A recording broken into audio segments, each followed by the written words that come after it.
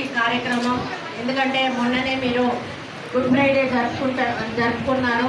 Good Friday రోజు యేసు శిలువ కాబడ్డ రోజుగా మరి ఆ రోజు మీరందరూ కూడా ఉపవాసం ఉండి మరి 3 రోజులు కూడా ప్రార్థనలు చేసి ఆదివారం నాడు మళ్ళీ తిరిగి యేసు వస్తాడు అనేటువంటి ఒక మరి బైబిల్లో మనకు ఉన్నది కాబట్టి దాని ప్రకారంగా మీరు ఈ ఈస్టర్ పండుగను జరుపుకొని యేసు మళ్ళీ రావాలి అని ప్రార్థనలు చేయడం జరుగుతుంది. మరి ఆయన మరణం అనేది ఒక చరిత్ర. ఎందుకంటే అందరూ అలా మరణించరు.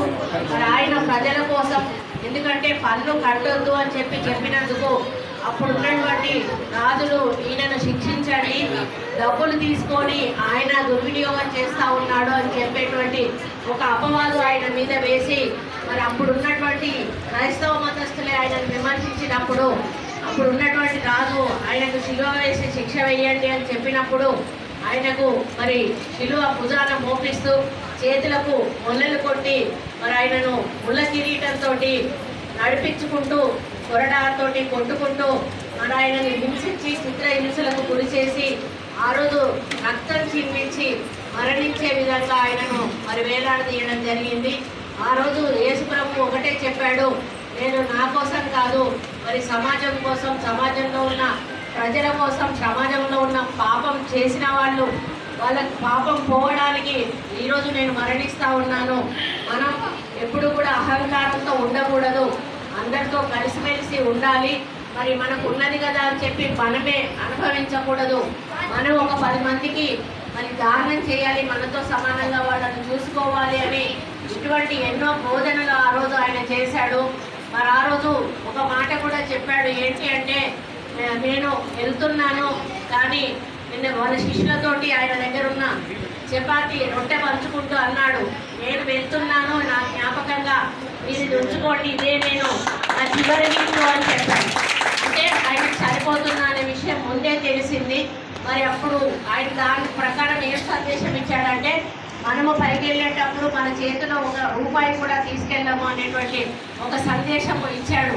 మళ్ళీ ఇంకొక మాట కూడా అన్నాడు, ఏంటంటే నాకు దాహం వేస్తాను, నేను దాహంగా ఉన్నాను అంటే దాని అర్థం ఏంటంటే నేను మళ్ళీ తిరిగి వచ్చి మంచినీళ్ళ కోసమైనా తిరిగి వస్తాననేటువంటి మాట ఆయన ఆ సందేశంలో చెప్పడం జరిగింది. ఈ విధంగా యేసు ప్రభు మాట్లాడిన ప్రతి ఒక్క మాటకు కూడా మరి కోట్లాది అర్థాలు ఉన్నాయి. ఆయన మరి బైబిల్లో చెప్పిన ప్రతి వాక్యాన్ని కూడా మనం అనుసరించి ఆచరించాల్సిన అవసరం మనకున్నది. ఈ తరాలకే కాదు, ముందు తరాలకు కూడా ఆ విలువ తెలియజెప్పాల్సిన అవసరం ఉన్నది. ఎందుకు అనంటే ఇవాళ పిల్లలు మరి వాళ్ళకు కొంత ఆస్తి ఉన్నది అనుకోండి, పక్కన కొంచెం పేదవాడు ఉంటే వాళ్ళని చిన్న చూపు చూస్తారు. నాకు కారు ఉంది, నేను ఇంత చదువుకున్నా, మా అమ్మ వాళ్ళకి ఇంత ఆస్తి ఉంది అని పక్క వాళ్ళని చిన్న చూపు చూస్తే అది సమానత్వం కాదు. మనం సమానత్వాన్ని కోరుకుంటా ఉన్నాం. అందరం కూడా ఒకటే, అందరం కూడా మనుషులమే, అందరం పీల్చే గాలి ఒకటే, అందరి ఒంట్లో ఉన్న రక్తం ఒకటే. కాబట్టి మనం అందరం కూడా కలిసిమెలిసి అన్నదమ్ముల్లాగా ముందుకు వెళ్ళినప్పుడే నవ సమాజ నిర్మాణం, సమసమాజ నిర్మాణం ఏర్పడుతుంది. కాబట్టి మరి ఈస్టర్ పండుగ నుండి ప్రతి ఒక్కరూ కూడా మీ కుటుంబాల్లో మరి ఈరోజు యేసు ప్రభు చెప్పినటువంటి వాక్యాలు ఏవైతే ఉన్నాయో అవన్నీ అనుసరిస్తూ మరి ఇతరులకు సహాయం చేస్తూ మరి అహంకారాన్ని వదిలిపెట్టి సామాన్య వ్యక్తిగా జీవనాన్ని గడుపుతూ మరి మీ పిల్లల భవిష్యత్తుకు కూడా ఒక మంచి మార్గాన్ని చూపిస్తూ ముందుకెళ్తారని తెలియజేస్తూ మీ అందరికీ కూడా మరి సందర్భంగా శుభాకాంక్షలు తెలియజేస్తా ఉన్నాను. అదేవిధంగా ఇప్పుడు మరి నేను అనౌన్స్ చేసినట్టుగా 10 లక్షల విషయం మరి ఇక్కడ పక్కన నాలా కూడా ఉంది అంటున్నారు.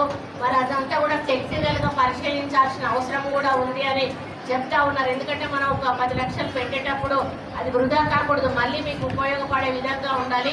టెక్నికల్గా ఏం ప్రాబ్లం లేదు అంటే వెంటనే మనము స్లాబ్ వేయించేటువంటి కార్యక్రమం చేద్దాము. కాబట్టి మీరందరూ కూడా అర్థం చేసుకుంటారని ఆశిస్తూ మరి కార్యక్రమానికి ఆహ్వానించి నన్ను మరి మీతో పాటుగా పాల్పంచుకునే అవకాశం కల్పించిన పెద్దలందరికీ, మాస్టర్ గారికి కూడా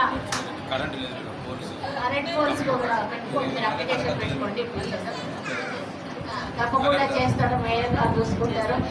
అందరికీ నమస్కారం తెలియజేస్తూ సెలవు తీసుకుంటాము.